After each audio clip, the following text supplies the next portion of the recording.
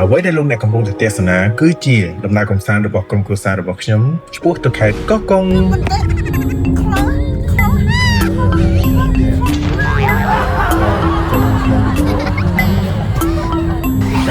ជុំមកជាតិមកអើយហ៎កូនម៉េចបានណាំអីទេអូអត់ទាន់បានអីហងហាជាតិចឹងឯងខុសហ៎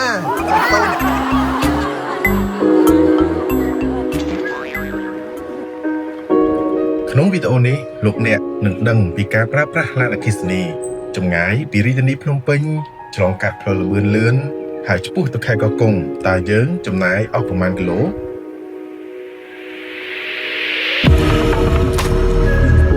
បាទសួស្តីអ្នកនរគ្នាថ្ងៃនេះយើងចេញដំណើរទៅខេត្តកោះកុងបាទ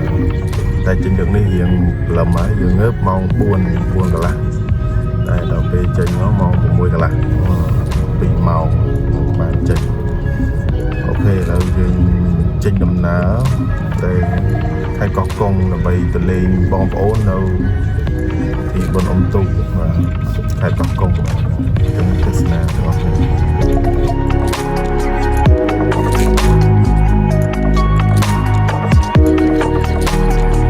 mấy đây nè ngặt chưa đi vậy tao sờ bài ở tao con này lực là cái chiên chế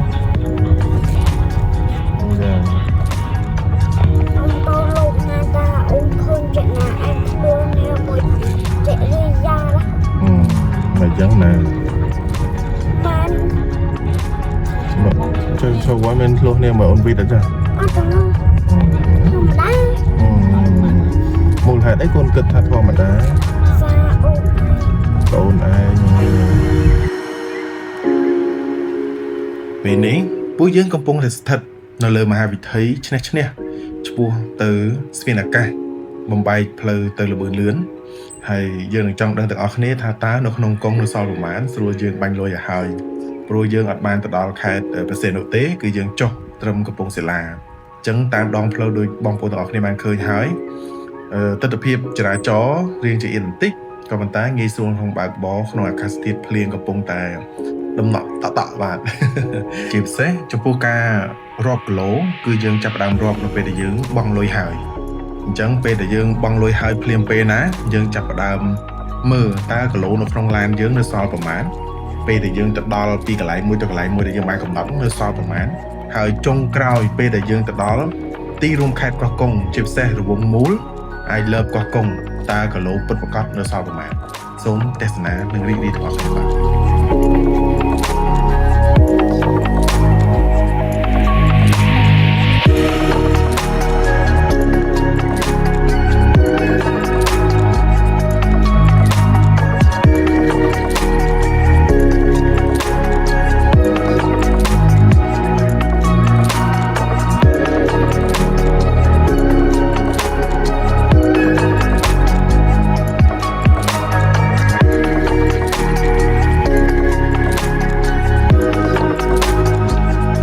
ទីបំផុតពួកយើងបានមកដល់កន្លែងបង់លុយហើយបានអញ្ចឹងពួកយើងនឹងធ្វើដំណើរទៅមុខទៀតអ្នកទាំងអស់នឹងឃើញគេដាក់ប៉ុស្តិ៍ភ្នំពេញបាទកន្លែងត្រួតពិនិត្យហើយដោយសារតែខ្ញុំប្រើកាត ETC អញ្ចឹងយើងគ្រាន់តែចូលទៅយើង scan អញ្ចឹងដំបូងនោះអ្នកទាំងអស់គ្នាបានឃើញអញ្ចឹងចំនួនទឹកលុយរបស់យើងមានប៉ុន្មានវានឹងបង្ហាញតែវាអត់ទាន់កាត់ទេអញ្ចឹងអ្នកទាំងអស់គ្នាបានឃើញហើយគឺលុយនៅក្នុងសំតុលរបស់ខ្ញុំគឺ 18.9 អញ្ចឹងណាអញ្ចឹងនៅពេលដែលយើងចេញនៅជ្រក់ណាគឺវានឹងកាត់នៅក្នុងនឹងតែម្ដងនេះគឺជាភាពលយមួយនៅក្នុងការធ្វើដំណើរនៅក្នុងផ្លូវល្បឿនលឿនហើយវាចំណេញពេលមែនតើបើសិនបើយើងធ្វើកាតETC បាទហ្នឹងហើយដល់ពេលដែលពួកយើងត្រូវមើលគីឡូនៅក្នុងឡានរបស់ពួកយើងតើគីឡូឥឡូវហ្នឹងគឺមានប្រមាណបាទតោះអូខេអញ្ចឹងដូចអ្នកនរនេះបានឃើញហើយគីឡូឡានរបស់យើងគឺ630ហ្នឹងហើយដែលចំណុចបានលោតទឺហ្នឹងហ្នឹងហើយអញ្ចឹងយើងនឹងធ្វើដំណើរទៅមុខទៀតថាតើវាអស់ប្រមាណហើយបើយើងស្ទាបស្ទង់តាម Google Map វិញរយៈពេលពីកន្លែងដែលយើងគិតលុយហ្នឹងរហូតដល់ផ្លូវបំបីកំពង់សាឡាគឺចម្ងាយអស់111គីឡូតោះយើងទៅមើលជាក់ស្ដែងចម្ងាយផ្លូវ111គីឡូតើវាស៊ីគីឡូឡានយើងអស់ប្រមាណ let's go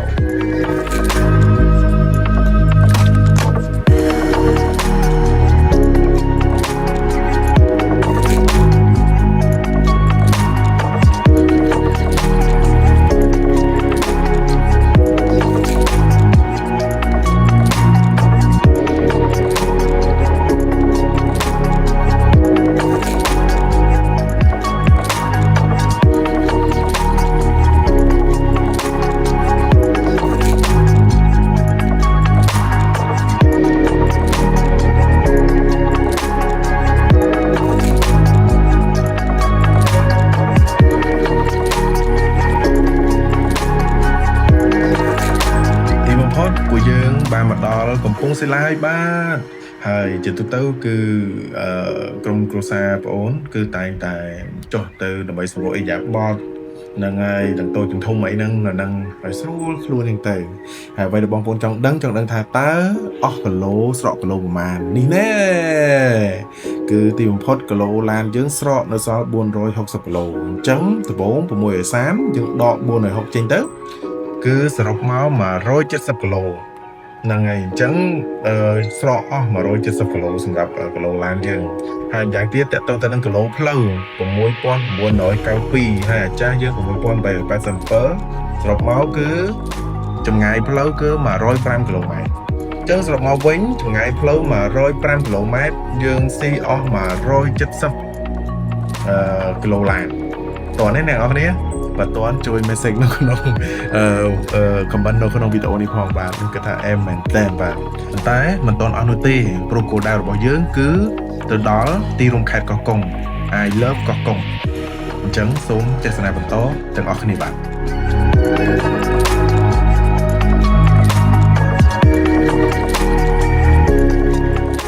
ពេលដែលពួកយើងបានមកដល់កន្លែងចំណតកំពង់សិលាយើងនឹងឃើញភោជនីយដ្ឋានមួយឈ្មោះម៉ៅហ្នឹងហើយនៅក្នុងភោជនីយដ្ឋាននេះអ្វីដែលខ្ញុំចាប់អារម្មណ៍គឺទីតាំងគឺអែមមែនតើដែលយើងអាចគយគន់មើលភ្នំបានទី2តម្លៃគឺចាប់ពី$5ឡើងទៅដែលខ្ញុំបានថតនឹងបង្ហាញជូនអ្នកទាំងអស់គ្នាមើលទៅគឺអែមដែរលយព្រឹកឡើងយើងចេញមកពីភ្នំពេញមកដល់នេះប៉ុណ្នេះគឺល្អមែនតើហើយស្រួលអត់5រៀលអស់នេះមិនស្រួលតម្លៃគេមែន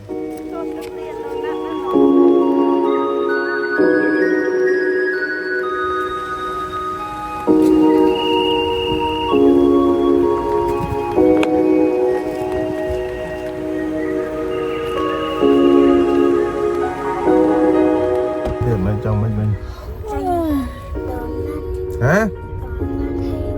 ហើយខ្លាំងហ៎ខ្លាំងប៉ុណ្ណាទីគេអត់តន់យកមកពីពេញទៀតហ៎ឡាននំចាំអត់ទៅមើលអស់ដិតគេអត់តន់យកមកពីពេញដាក់សោលហ្នឹងម៉ែកូនមានអារម្មណ៍មិនដែរអញ្ចឹងទៅអត់ថាបានមើលបាត់ហើយ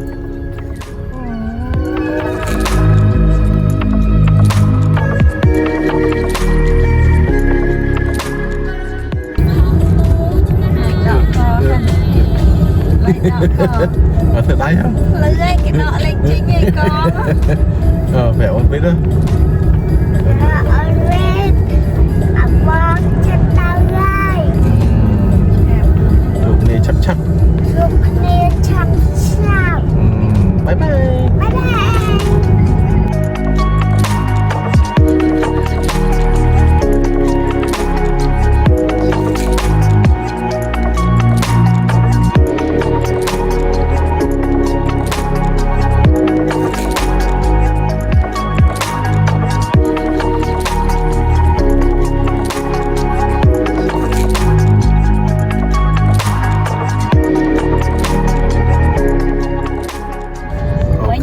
យើងមិនបានដល់កន្លែង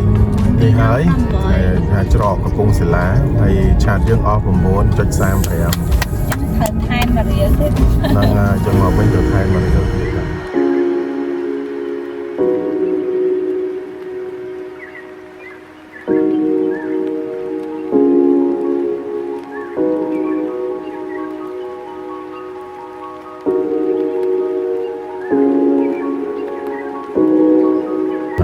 យ យើងបន្តគោលដៅយើងចេញពីហ្នឹងទៅដល់ផ្លូវបំបែកអញ្ចឹងលើបាទចុះមី 9.5 នោះហ្នឹង 9.55 មិញមិនសល់មែន អីសល់មែន ខ្ញុំមើលតាលើខ្ញុំមិនមើលខំ សល់ចាំមកវិញអូខេ ចឹងអូខេមកវិញសល់ជាង20ជាងសេន អញ្ចឹងឥឡូវយើងចេញពីហ្នឹងទៅយើងកំណត់ទីតាំងពីហ្នឹងទៅដល់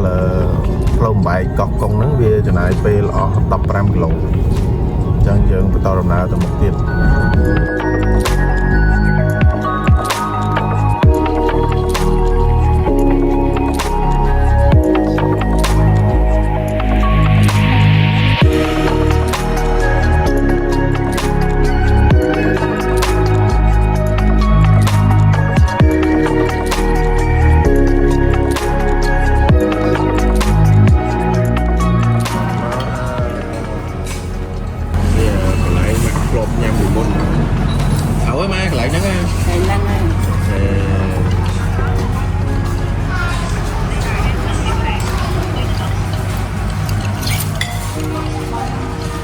Cho quán ngay vậy con trong 50 đấy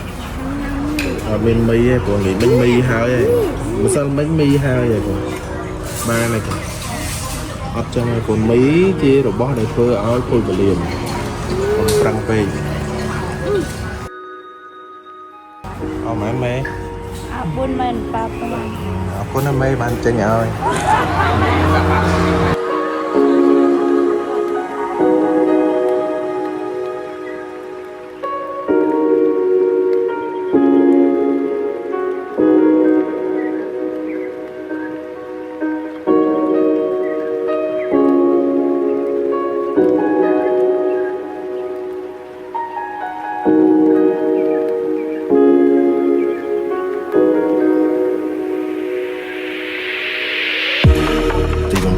ពួកយើងបានមកដល់ផ្លូវបំបែកខេត្តកោះកុងហើយនឹងក្រុងព្រះសីហនុ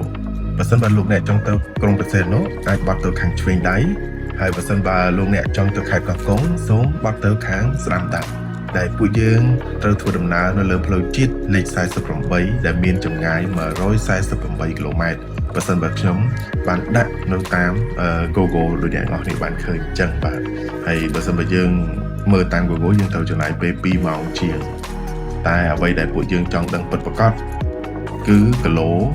ឡានរបស់យើងដែលចម្ងាយ148គីឡូម៉ែត្រនេះ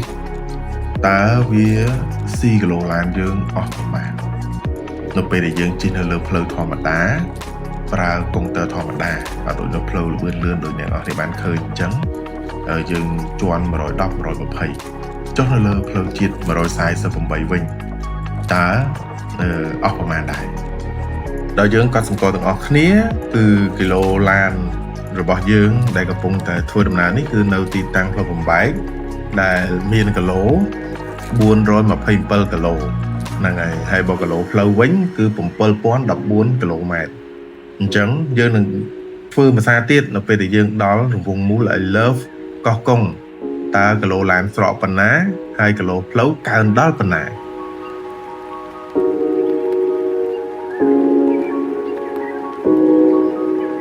ហើយយើងនឹងបន្តដំណើរទៅមុខទៀតពីតលបំបែកនេះទៅដល់ស្ពានទី1បើយើងរាប់ពីនេះទៅហើយស្ពាន47គឺចំណាយពេល12គីឡូចំណែកគីឡូឡានរបស់យើងគឺ427ហើយគីឡូផ្លូវ7014គីឡូម៉ែត្រអញ្ចឹងពេលដែលយើងទៅដល់ស្ពានទី1ហៅថាស្ពាន47ហ្នឹងតើវាស៊ីគីឡូឡានយើងអស់ប្រមាណ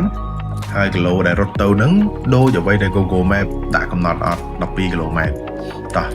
ទៅទស្សនាទាំងអស់គ្នា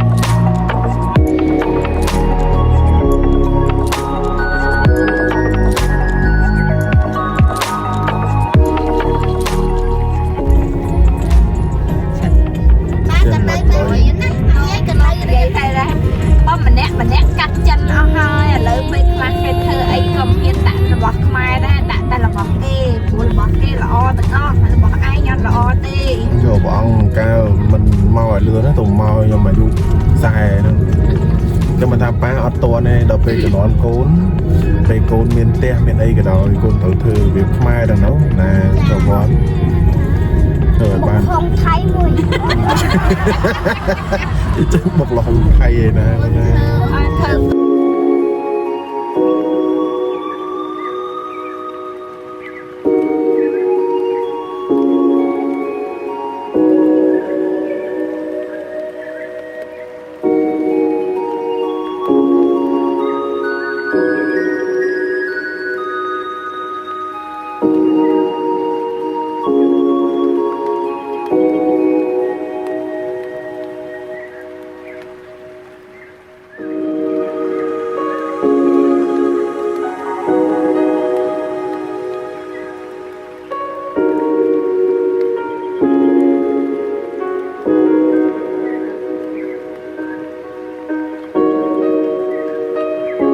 អូខេឥឡូវយើងបានមកដល់ស្ពានទី1ហើយគឺស្ពានខ្សែអំបិលដែលអ្នកនរគ្នាបានឃើញហ្នឹងហើយពេលដែលយើងកន្លែងមើលខាងឆ្វេងដៃគឺជាដៃទន្លេដៃសមុទ្របាទមិនដៃទន្លេណាដៃសមុទ្រ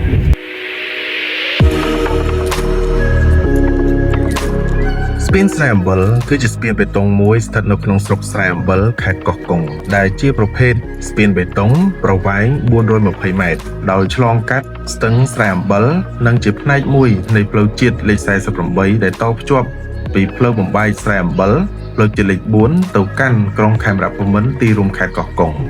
វាជាស្ពានមួយក្នុងចំណោមស្ពានសំខាន់ចំនួន4នៅលើផ្លូវជាតិលេខ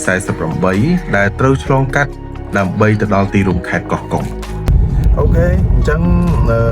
យើងចេញពីស្ពានខ្សែអំបិលនេះយើង direct ទៅស្ពានដងទឹកដែលជាស្ពានទី2ដែលចំណាយពេលអស់តាម map គឺ36គីឡូហើយហ្នឹងហើយ36គីឡូហើយនៅគីឡូឡានរបស់ពួកយើងនេះនៅសល់415អញ្ចឹងបើសិនបើយើងគិតត្រឹមផ្លូវបំបែកដែលយើងបានមើលពីមុនយើងដឹងហើយគឺគីឡូយើង427ហើយឥឡូវស្រកនៅសល់415អញ្ចឹងអស់12គីឡូដែរអញ្ចឹងមានន័យថាស្រក12គីឡូដូចអ្វីដែលយើងបានក្រុមទុកអញ្ចឹងដើម្បីចង់ដឹងច្បាស់យើងត្រូវទៅមើលគីឡូឡានយើងអញ្ចឹងគីឡូឡានយើងដំបូងគឺ7014ឥឡូវវាឡើងដល់7027អញ្ចឹងវាស្មើ13គីឡូម៉ែត្រអញ្ចឹងឡានយើងរត់ចម្ងាយ13គីឡូម៉ែត្រវាស៊ីគីឡូឡានអស់តែ12គីឡូឡានទេបងប្អូនអញ្ចឹងពិតជាអែមមែនបាទហ្នឹងហើយអញ្ចឹងស៊ីផុយមែនទេតោះឥឡូវយើងបន្តដំណើរទៅមុខទៀត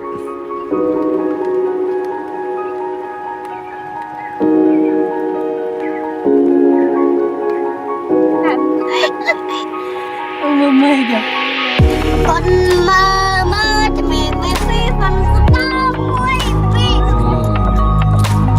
ba ba bằng đá thằng lộp giá ba thằng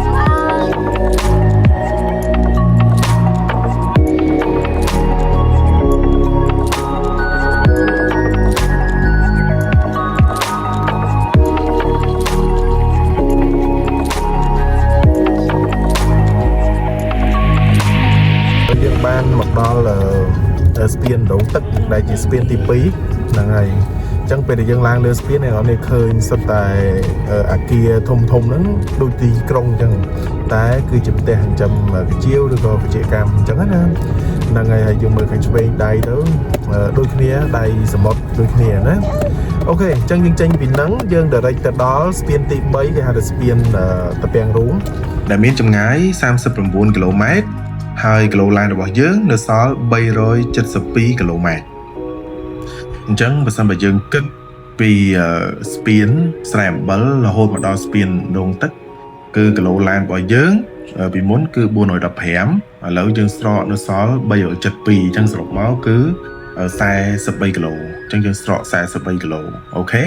ញ្ចឹងឥឡូវយើងមកមើលល្បឿនដែលយើងរត់វិញគីឡូផ្លូវគឺពីមុនយើង7027ហើយយើងកើនដល់7064អញ្ចឹងវាស៊ីអស់37គីឡូអញ្ចឹងសរុបមកវិញ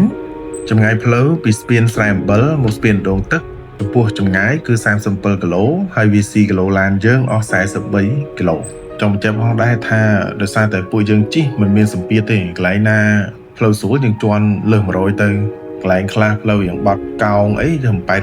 អញ្ចឹងណាធ្វើយ៉ាងណាឲ្យការបើកបរកុំឲ្យមានសម្ពាធអូខេអញ្ចឹងយើងបន្តដំណើរទៅមុខទៀត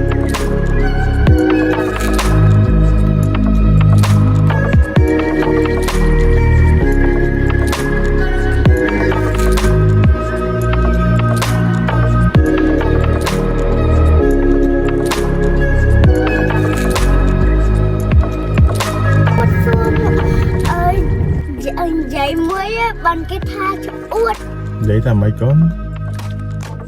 có vậy thằng bạch bơ uất đâu một giống anh thà đó vậy đã một số vào quá màu rồi ôn vẫn phụ đã ôn vẫn vì uất thu ra hả thu sky nè ba nha một nhà mày cái ba nhà ăn khơi nhanh nè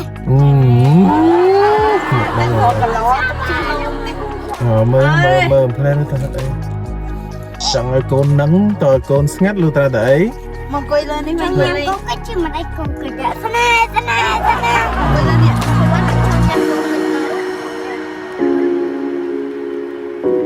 ខាងមុខនេះគឺជាផ្លូវបំបែកវិថីលោកតាព្រឹទ្ធាចារ្យសាយពូថងផ្លូវបំបែកសាយពូថងគឺជាចំណុចប្រសពដ៏សំខាន់មួយនៅខេត្តកោះកុងដែលហៅថាវិថីសាយពូថងនៅក្នុងស្រុកបទុមសាគរឬក្រុងខេមរភូមិន្ទដែលអាជ្ញាធរតែងតែថែទាំសោភ័ណភាពនិងបរិស្ថានជាប្រចាំ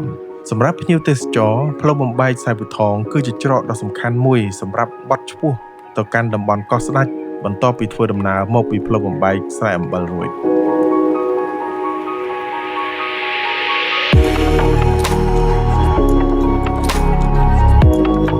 ខាងមុខយើងនេះគឺជាសមុទ្រឈើខេត្តកោះកុងគឺជាឈ្មោះដ៏ទាក់ទាញដែលសំដៅលើតំបន់ព្រៃឈើដ៏ធំល្វឹងល្វើយនៅខេត្តកោះកុងដែលជាផ្នែកមួយនៃប្រព័ន្ធអេកូឡូស៊ីព្រៃភ្នំដ៏សំខាន់នៃប្រទេសកម្ពុជាជាពិសេសគឺជួរភ្នំក្រវាញសមុទ្រឈើនេះត្រូវបានគេចាត់ទុកជាតំបន់ទាក់ទាញទេសចរធម្មជាតិដ៏សំខាន់មួយដែលលាតសន្ធឹងរហូតដល់មើលដាច់កន្ទុយភ្នែកប្រៀបដូចជាផ្ទៃសមុទ្រពណ៌បៃតងដ៏ធំ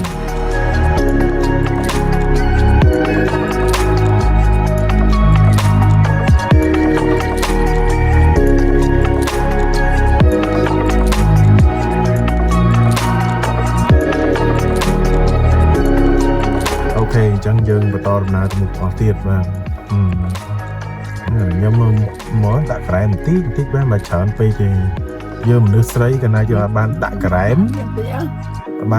ប្រៀបដូចជាមនុស្សស្លេកអញ្ចឹងណាកូនប៉ុណ្ណេះមកស្អាតថាខ្ញុំមកខ្ញុំមកសំតិចបាច់ទៅដិតពេកប៉ុណ្ណឹងបាន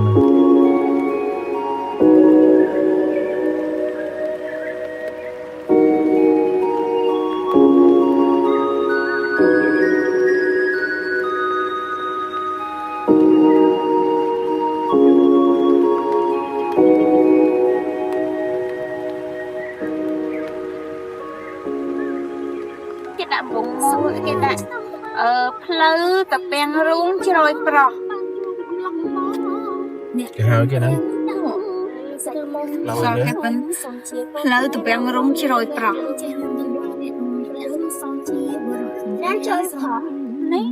ជ្រោយប្រោះមិនមែនចុយប្រោះ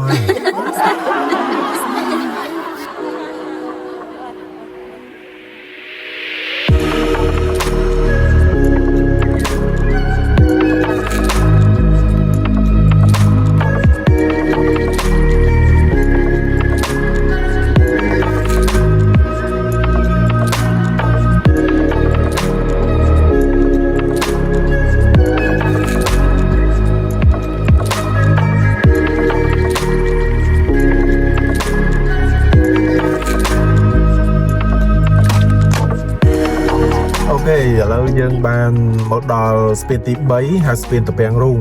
ហើយអ្នកនរបានឃើញពីច្រើនគឺស្អាតស្រស់ស្អាតមែនទែនហើយនៅនេះគឺមានម្ហូបឆ្ងាញ់អ្នកនរអាចមើលបានអញ្ចឹងណា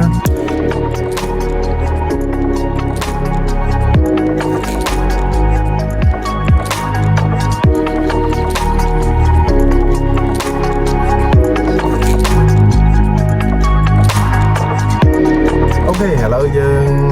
ចេញពីហ្នឹងយើងទៅស្ពានទី4ហៅថាស្ពានតតៃហ្នឹងហើយអញ្ចឹងគឺចំណាយពេល40គីឡូដូចគ្នាហ្នឹងហើយយើងមើលគីឡូឡានយើងគឺ317ហ្នឹងហើយអញ្ចឹងតើទៅមើលដល់កោះកុងហ្នឹងនៅសល់ប្រមាណអូពិតជាអស្ចារ្យមែនបាទហ្នឹងហើយ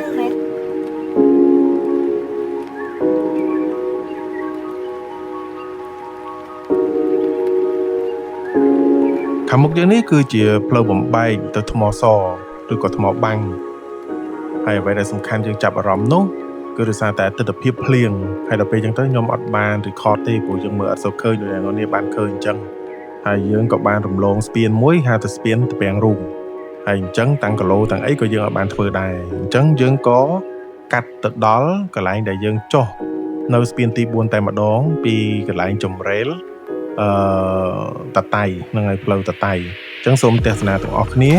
ថាតើទៅដល់ហ្នឹងទិដ្ឋភាពមិនដែរបាទសូមអរគុណ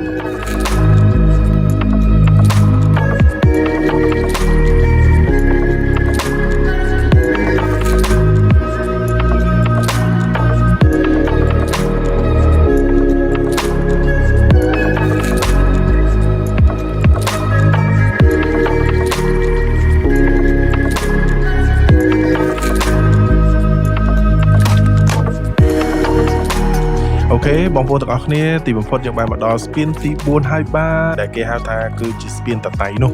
អញ្ចឹងអ្នកទាំងអស់គ្នាអាចកលេចមើលដោយសារតែភ្លៀងអាកាសធាតុមិនសូវអំណោយផលប៉ុន្តែគ្រប់យ៉ាងមើលទៅដូចជាខ្ជូតដែរ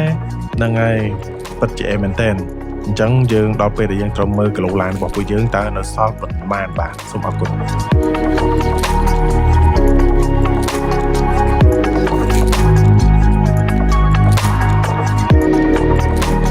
អូខេអញ្ចឹងគិតត្រឹមស្ពានតាតៃយើងមកមើលគីឡូឡានរបស់យើងគឺស្រកនៅសល់251គីឡូម៉ែត្រអញ្ចឹងយើងប្រកាសចង់ដឹងគីឡូយើងរត់គឺ7142គីឡូម៉ែត្រអញ្ចឹងបើសិនបើយើងគិតត្រឹមពីស្ពានដងទឹករហូតមកដល់ស្ពានតាតៃនេះយើងស្រកគីឡូពីមុន372យើងដកបច្ចុប្បន្នគឺ251គឺយើងស្រកសរុប121គីឡូម៉ែត្រអញ្ចឹងគីឡូឡានអញ្ចឹងបើយើងក៏លេខមើលចម្ងាយដែលយើងរត់វិញតើប្រមាណពីស្ពានដងទឹករហូតដល់ស្ពានតាតៃហ្នឹងគឺពីមុន7142ដកនឹង7064គឺស្មើ78គីឡូម៉ែត្រអញ្ចឹងចង់បញ្ជាក់ប្រាប់អ្នកនរគ្នាថាចម្ងាយសរុបពីស្ពានដងទឹករហូតមកដល់ស្ពានតាតៃយើងផ្លោះពាំងរូងមួយគឺចម្ងាយផ្លូវ78គីឡូម៉ែត្រហើយយើងស្រកគីឡូឡានអស់121គីឡូម៉ែត្រវ៉ាវពិតជាអស្ចារ្យអូខេអញ្ចឹងយើងបន្តដំណើរទៅមុខទៀតព្រោះគោលដៅរបស់ពួកយើងគឺទៅដល់រង្វង់មូល I love កោះកុងហើយគីឡូឡានយើងនៅសល់200ជាងហ្នឹងតើទៅដល់រង្វង់មូលហ្នឹងនៅសល់ប្រមាណសូមតាមដាននិងទស្សនាបន្តទៀតបាទ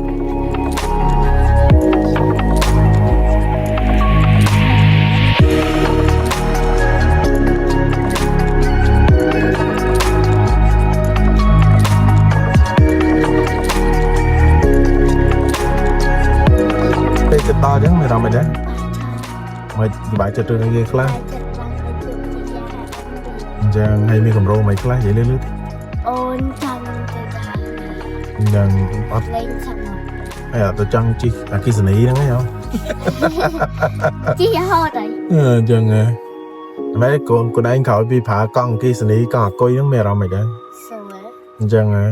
វាពេលយើងអូថាបើសិនជាទៅតុំមកអំទៅហាំដាវាចំណាយការសាងតែនេះគេយើងចំណាយលើភ្លើងហើយកូនឯងដូចប៉ាជិះតែពិតដូចជិះឡានអគ្គិសនីអញ្ចឹងមួយខែអស់140 150 160ក្នុងចន្លោះហ្នឹង140ដល់160តែដល់ពេលដាក់ឡានអគ្គិសនីមកវាអស់ខ្ទង់ប៉ុណ្ណឹងដូចគ្នាវាអត់មានលើសគ្នាប៉ុណ្ណឹងវាខ្ទង់ប៉ុណ្ណឹងដដែលហើយឥឡូវមើលថែមកង់អាគុយនឹងមួយទៀតចាំមើលយើងសាកមើលថាវានៅចន្លោះហ្នឹងឬយ៉ាងម៉េចអញ្ចឹងចង់បញ្ជាក់អ្នកនរគ្នាថាអ្វីដែលយើងប្រើឡានអគ្គិសនីនេះដូចជាថ្មីនេះរដ្ឋាភិបាលចាប់ផ្ដើមទម្លាក់ថវិកាយ៉ាងសន្ធឹកសន្ធាប់ដើម្បីទម្លាក់ស្ថានីយ៍សាកថ្មទូទាំងប្រទេសរាល់ផ្លូវជាតិធំគឺត្រូវតែមានហ្នឹងហើយអញ្ចឹងអ្នកនរឃើញនេះគឺជាចក្ខុវិស័យមួយសម្រាប់ឡានអគ្គិសនីហើយសង្ឃឹមថាអ្នកនរគ្នានឹងទិញឡានអគ្គិសនីឲ្យមើលខ្ញុំកំណត់ខ្ញុំទេបើសិនបើចង់ទិញសូមទិញអារាងណាចាប់ពី500គីឡូឬក៏600គីឡូកាន់តែល្អហើយបើមានអាលើសហ្នឹងកាន់តែល្អហើយគឺអែមហ្មងបាទហ្នឹងហើយកំអូនសាក់មកគេសាក់មួយថ្ងៃទីបានមកហ្នឹងហើយអញ្ចឹងអែមហើយបើខ្ញុំមានលុយទៀតខ្ញុំនឹងទិញទីរំគឺអត់ទិញម៉ូតូអីចាក់សាំងទេគឺប្រើអគ្គិសនីសុទ្ធទី1 thì mới dân chui là bại thàn cắt bật thoi dưỡng preng dưỡng ấy dân tới về lọ ពីអត់មានផ្សាយ năng này đôi nhà nó nên đang xẹp ấy preng dương mình là dương ở toàn phải lực luôn anh bán đi nhưng vì chán nhưng vô mau bị kề tái bật sân bật không cả đấy dương vô đi luôn anh bán vì lọ thằng ấy dương phải khi xử lý lỡ dương gặp bông đại vô bị bẹt tật po ấy po nó sọc mai dương chân đưa tha bài dương mình cầm đặt bên ngay nè chân sừng không tha bom ôm chia po rọt mai đại gặp bông tầm mơn đi nên chập ở ròm ở với đại chui đó phải thàn okต่อเราយើងបន្តដំណើរទៅមុខទៀតចិត្តដល់ហើយតិចទៀតយើងទៅដល់អីគេវាមានឈ្នះខេត្តកោះកុងហើយបាទហត់ហើយហើយស្អីគេតាក់ទងទៅនឹងអូមកផ្លូវស្អីនេះឃ្វាផ្លូវហើយអស់នេះ នេះគម្រោងគាត់ អូចូលមកនេះផ្លូវហ្នឹងហើយគាត់ហ្នឹងហើយគេធ្វើនេះហើយ មកជីទៅគឺដំតប៉ុណ្ណា nè lâu nè lại nâng men nè គាត់ជុំវិញនេះគេណា យើងចាជីមើលពីជួយចិត្តនៅកន្លែងនេះយកទេចាចិត្តនៅកន្លែងហើយគេថាមានឈ្នះដោយសារ lại những chuyện đồng bằng snow này sừng cream để khai dương cho can cặp á dương ai cục lông thực đây dương bàn chụp xe nào không khai cọc công vẫn bị muốn mà không bỏ thay thế hay khai dương của ma để cây cắt ao chứ đây là dương vay với những đạn nắng đầm bay to con trâu ở đang là thấm nắng ạ đây dương là cục lông bàn ស្រាប់គឺឆ្មាមានតែ ចឹងអ្នកទាំងអស់គ្នាបានឃើញហើយនេះគឺជាវិមានឈ្នះខេត្តកោះកុងបាទគឺពិតជាអែមណាស់បាទស្អាតហើយបាទតែអត់ទាន់ឃើញគេអីគេសម្ពោធបាទគឺសោកស្ដាយណាស់ហើយខាងឆ្វេងដៃនេះគឺនិយាយមកចឹងទូទៅយើងសូមសេចក្តីសុខទៅហើយកូនចៅសុខសប្បាយទាំងទៅទាំងមកហើយសម្រាប់គ្រប់ភារកិច្ចអូខេអញ្ចឹងអ្នកទាំងអស់គ្នាបានឃើញហើយគឺជាទឹកដីខេត្តកោះកុងបាទខ្ញុំស៊ូមតិចនេះអូខេនេះឃើញអ្នកទាំងអស់គ្នាឃើញណាយើងមើលពីលើអាហ្នឹងទឹកដីខេត្តកោះកុងសុទ្ធសាធហើយយើងស៊ូមទី2វិញផ្លូវគឺស្អាតគ្រប់យ៉ាងគឺអែមអែមបាទលយណាស់បាទនេះហើយទឹកដីខេត្តកោះកុងបាទអញ្ចឹងយើងដាក់ចំហៀងម្ដងបាទពេលនេះអ្នកនរនេះឃើញសិតតែដើមកោងកាងតែបាទហ្នឹងហើយនេះគឺជា resort មួយខ្ញុំឃើញខ្ញុំស្រឡាញ់ហ្មងបើតែអត់លុយបាទមានលុយទិញមួយទុកមក picnic បាទគេហៅ Dragon Village បាទអ្នកនរនេះឃើញទេជូតហ្មងបាទអែមណាស់ធំណាស់បាទហ្នឹងហើយបាទអញ្ចឹងយើងបន្តទៅមុខទៀត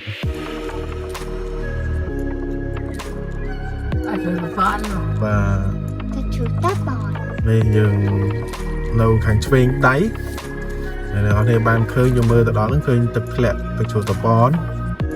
បាទតែមិនដឹងថាមានទឹកឬក៏អត់ទឹកទេអញ្ចឹងចាំមើលទឹកសស្គូបបាទហ្នឹងហើយបាទនៅខាងឆ្វេងដៃនេះនេះរមណីយដ្ឋានគេបានមានដែរមានទឹកប៉ុណ្នេះហ្មងលេងព្រោះដោយសារតែនេះគេកែច្នៃទៅជាវិរិយអគ្គិសនីដែរបាទអញ្ចឹងគឺអស្ចារ្យណាស់សម្រាប់ខេត្តកោះកុងនិយាយរួមខ្ញុំសរសើររដ្ឋាភិបាលគាត់ច្នៃបានគ្រប់យ៉ាងពិសេសថ្នាក់ដឹកនាំប្រចាំខេត្តមួយអែមតែមានកំណត់ច្នៃប្រឌិតទាំងនេះតោះឥឡូវយើងនៅសល់7គីឡូទៀតទៅមុខទៀតយើង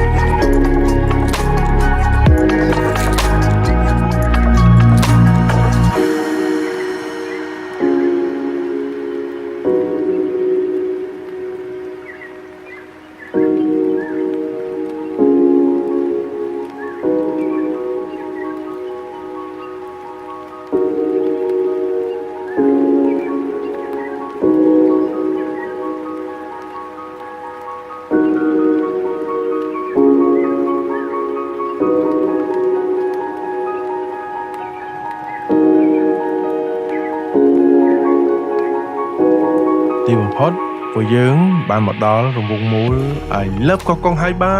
ទចឹងនៅតាមដងវិថីគឺពិតជាស្រស់ស្អាតដល់ពេលដែលយើងបានពិនិត្យហើយអ្វីដែលកាន់តែអស្ចារ្យថែមទៀតនោះគឺយើងនឹងបានឃើញរង្វង់មូលប្រចាំខេត្តកោះកុងគឺរង្វង់មូល I love កោះកុងអញ្ចឹងលោកអ្នកប្រកាសជាចង់ដឹងថាតើគីឡូរបស់ពួកយើងហ្នឹងគឺនៅសល់ប្រមាណអញ្ចឹងពួកយើងសូមបែងចែកជាពីរទី1ពីទីក្រុងភ្នំពេញរហូតមកដល់ I love កោះកុងរង្វង់ I love កោះកុងមួយទៀតពីផ្លូវបំបែកស្រែអំបិល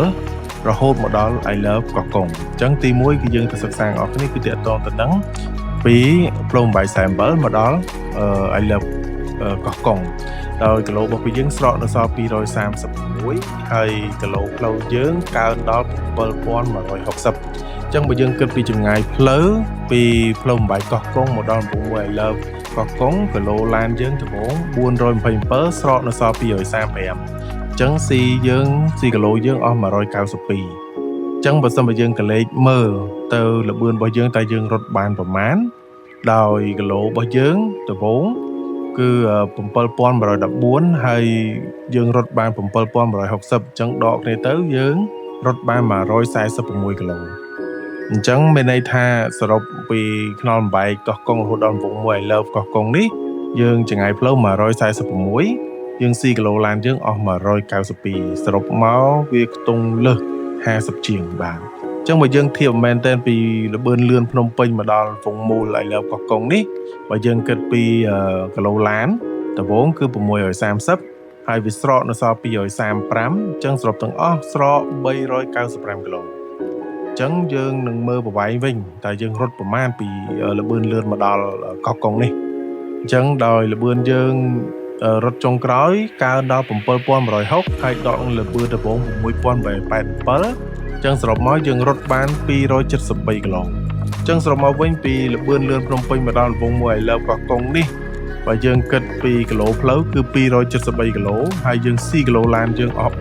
395គីឡូបាទដោយសារឡានខ្ញុំផ្ទុក650គីឡូអញ្ចឹងស៊ីផុយអូខេអញ្ចឹងរយៈចម្ងាយដែលខ្ញុំបានព្យាយាមនៅក្នុងការធ្វើនឹងផ្សាយដល់អ្នកនរគ្នាអញ្ចឹងបានបញ្ចប់ហើយអញ្ចឹងដល់ពេលដែលខ្ញុំត្រូវសប្បាយជាមួយក្រុមគ្រួសាររបស់យើងម្ដង Let's go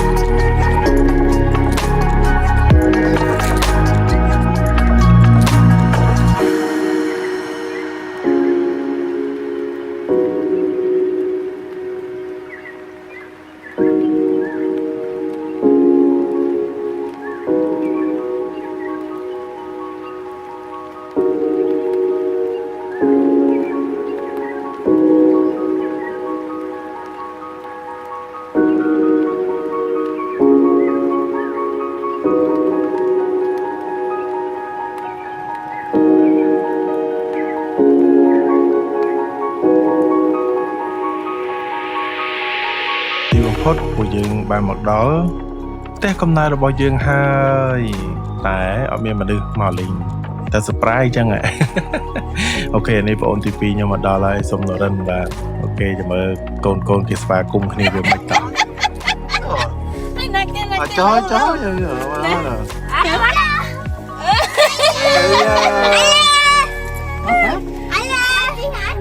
មក surprise ហ្មងអូនមកពីណាមកពីដាក់លេងមកប៉ាប៉ៃStarbucks មែនអត់ទេវាតន់ចូលទេអញ្ចឹង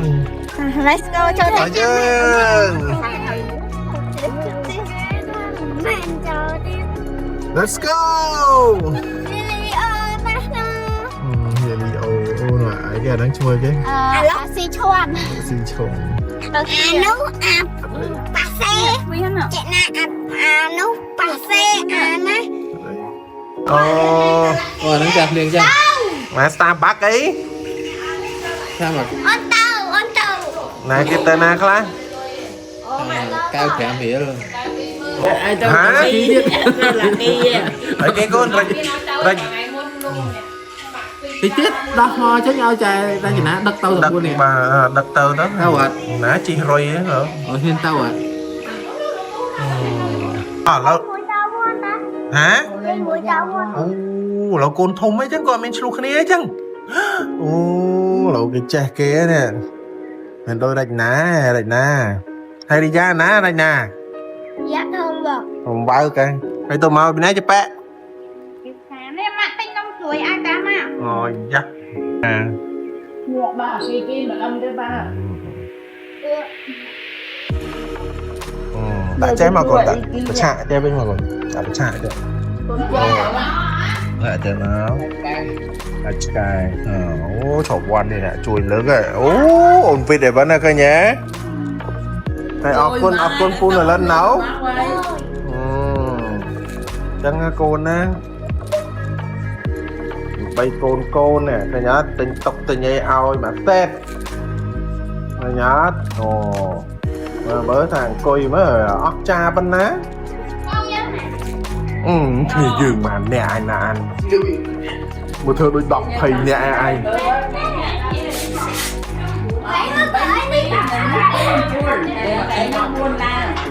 tao mới bạc mới con tiếng nó mới thơ thôn anh mới con pro đam trung mà nát mà trên ná chui ba đạm mà khang pi mà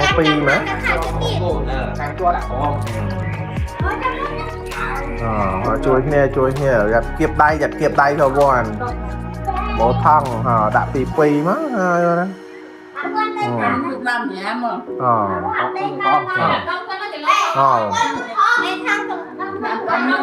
ai sụt êm hơi ok nhờ đã chích nghe cho máu đã pi con mày đã trồng hiếng này chơi con đã chơi nếu con tôn mục nia dương phòng phóng coi tôn mục nia còn ấy lá mà bảo ông thơ sân con lang sân đó lá bảo ông chui ok nó kinh coi chắc này coi chắc phòng phó bà nhận cha nó cái hiền nhảy cái hiền kịp lo cái hiền bậc cai không con chọn với tao hiền hay con tao hay cho bố ăn tao ná tao hiền một vịt mói chăng hay đây ná hơi ná đi ra nào bạn đây đấy nhập bài tao đây ná con chui kia hiệp trăm bài cho con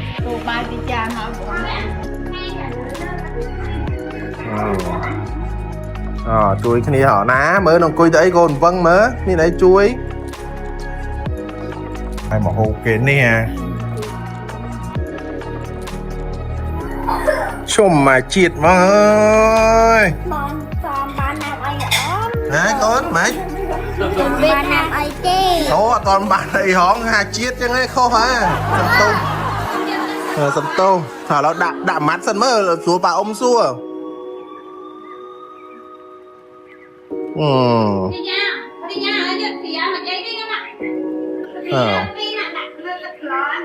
chít nó nghe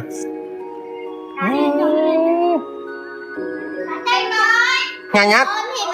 ok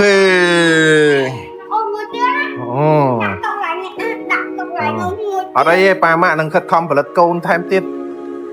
phải ban đọc ná ban hộp ấy nè mơ mình đây ban hộp ấy khác mơ vậy bà mua hay đâu làm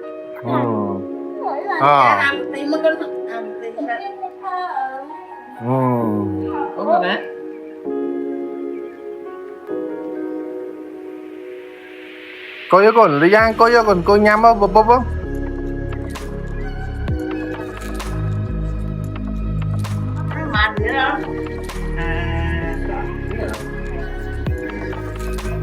ngàn nhảy cho bố ăn nhanh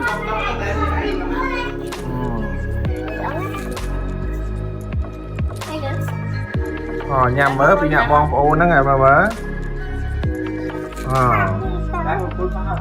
Mày đi ra con ngang nhá này này nhá hay ôn vịt toàn mang nhám mày hón à đã sao dây phố nó mới này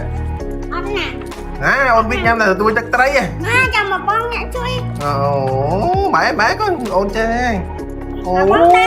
này xin anh đây mua tất tấy rồi xin anh đấy con nó lùi mê nào bọn ôn kê cho quán tất thấy đấy đi ra là nã on ngọt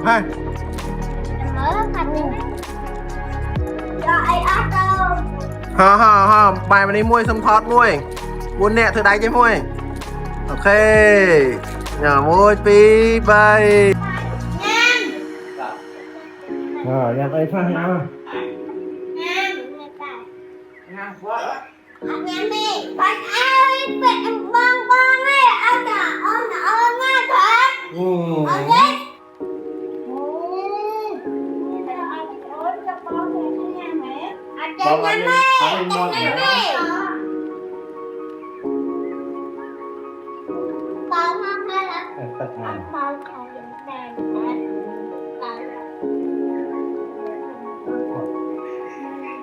Còn đá này nó nghĩ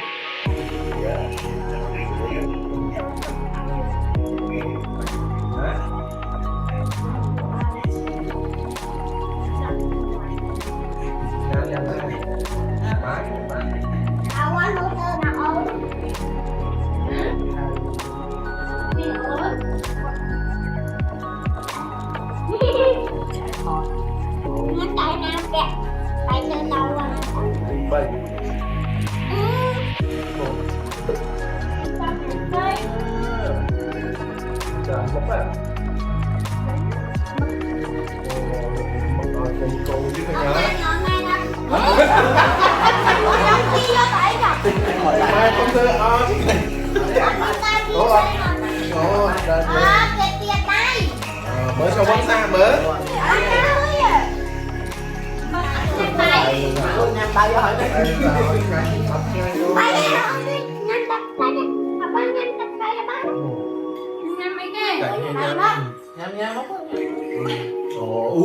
trên chành này kia tiết cơ nhé bom ô lọ đón nặng nắng cái nó đau không đau không vậy ra cho thịt quay đi để các bạn giờ ăn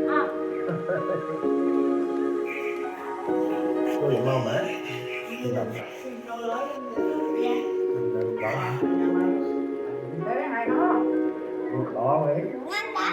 đó đấy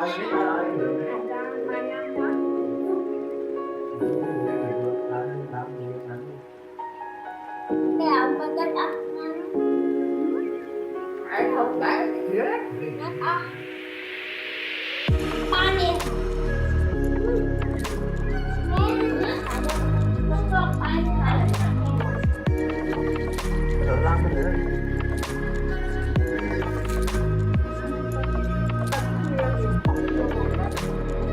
កំពុងតែសប្បាយភ្លេចខ្លួនពេលវេលាដល់លឿនមែនតែនសម្រាប់ថ្ងៃទី1ឥឡូវយើងទីទៀតហ្នឹងដល់ពេលល្ងាចបាត់ទៅហើយអញ្ចឹងសូមទស្សនាពេលល្ងាចយើងជួបជុំគ្នាជាមួយបងប្អូនរបស់យើងសប្បាយយ៉ាងណាបាទ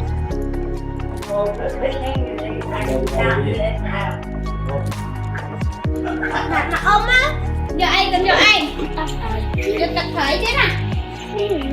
chơi chan tập thể con nó lớn đấy nhở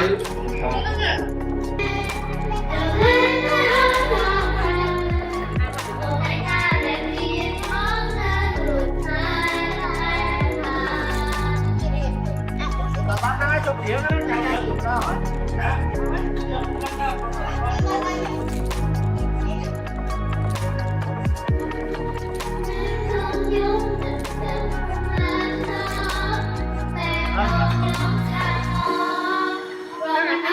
lỡ